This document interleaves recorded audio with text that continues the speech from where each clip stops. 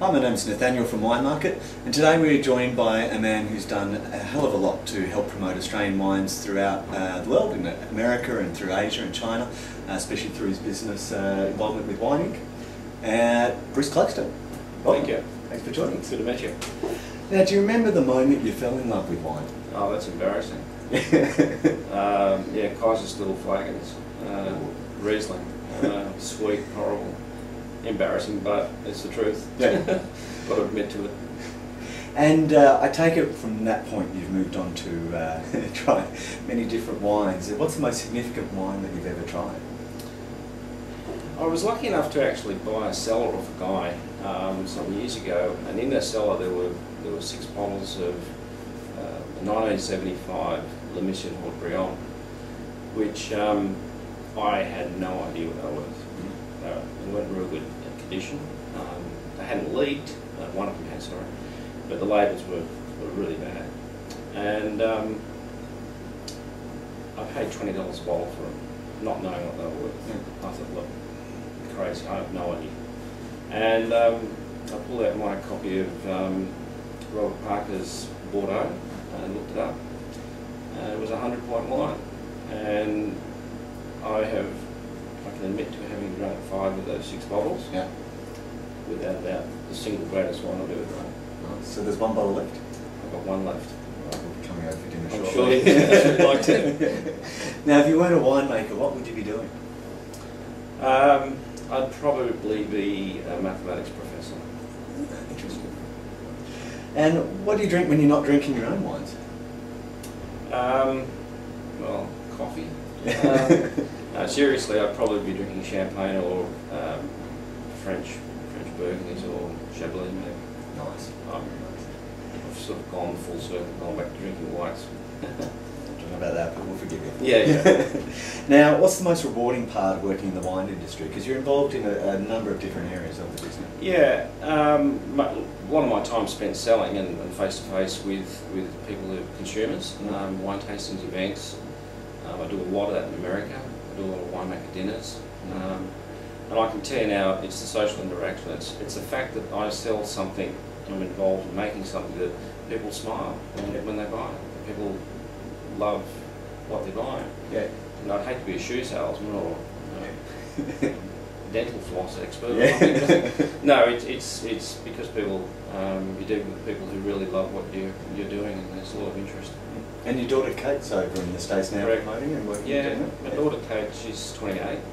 She works for me full time. She lives in San Francisco, and yeah, she's doing very well. It's been a big change for her, but she, I think it's in the family. She's definitely got a love of it, that's for sure.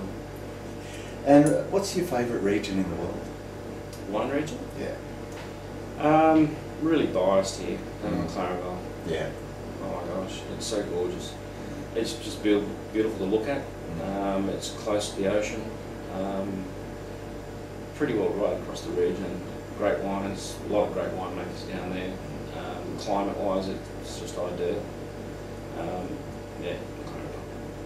Now, you've made a lot of wines through your time. So what's the wine you're most proud of? Ooh, that's a difficult one.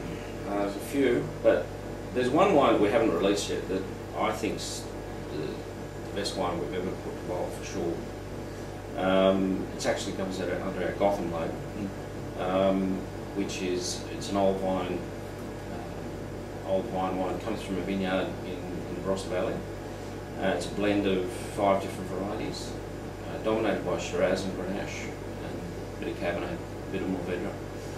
But the balance in the wine, the elegance of the wine is just blows me away every time I taste it. Yeah, so we're getting close to releasing that. Yeah. But that is crazy. Because you're saying old wines, how sort of old are you talking about? The Cabernet comes from a vineyard about 60 odd years, but the rest of it comes from a vineyard that was planted in 1882, so 128 years. That's really impacted a big bunch.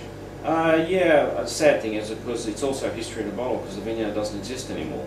So the vineyard, 2008, which is what we've got, is the last of the vineyard. So it is history in a bottle, and it's also something that I'm actually quite excited about the fact that it's the same vineyard that produced the Penfolds Bin 7 in 1967, which Len Evans still wrote about that, talked about that as probably one of the 3 greatest wines ever made. It came from the same vineyard some years ago, of course. Yeah, yeah. But, and made by a winemaker far greater than myself. Yeah.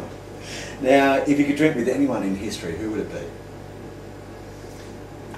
Look, I don't want to sound like a cliche here, but I've been lucky enough to probably drink with probably the 2 guys who I think have done so much for the Australian wine industry, and it is a cliche to say, but it's Max Sherbert and Len Evans.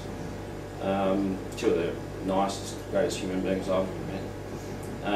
Max was an artist gentleman, and I was lucky to have lunch with him about 2 years before he died.